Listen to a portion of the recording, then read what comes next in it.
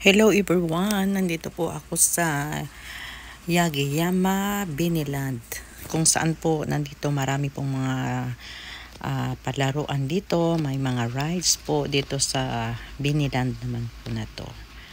Marami pong pupunta dito mga tao kasi isa po ito sa tourist spot dito sa Japan. So in parte dito po yan sa malapit po ng Miyagi-ken. Ayan po, nakikita nyo mga kaglamorosa.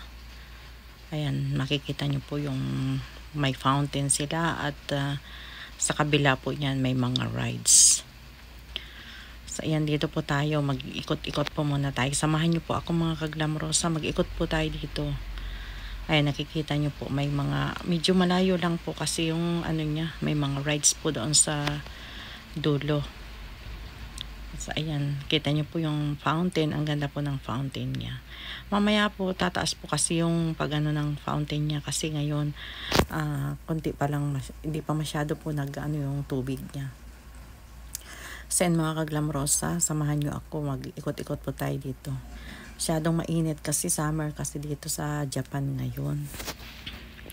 So, ayan mga kaglamorosa, nakikita nyo po, marami pong super init po kasi ngayon. Ayan, nakapayong yung mga tao. At makita nyo po doon sa dulo, meron po silang parang merry-go-round doon sa dulo.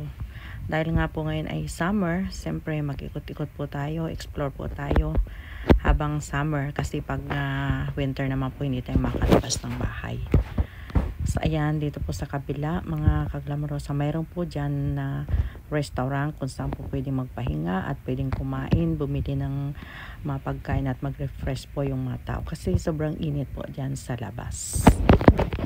So, ayan po mga kaglamorosa, nakikita nyo po, ayan. Meron pong mga kadalasan pupunta po dito mga family po kasi affordable naman po yung prices niya doon sa rides at yung mga pagkain naman po hindi masyado mahal dito po sa restaurant po na kaharap po ng Biniland po na yung Biniland Park po dito.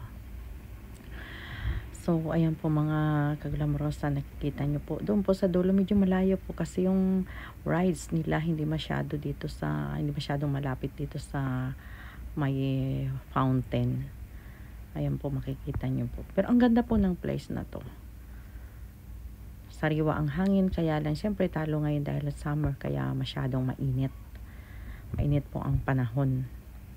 So ayan, kung makikita nyo po, ayan po doon sa bandang dulo, mayroon din po doon na mga tindahan po ng mga pagkain. So ayun lang po. Thank you so much.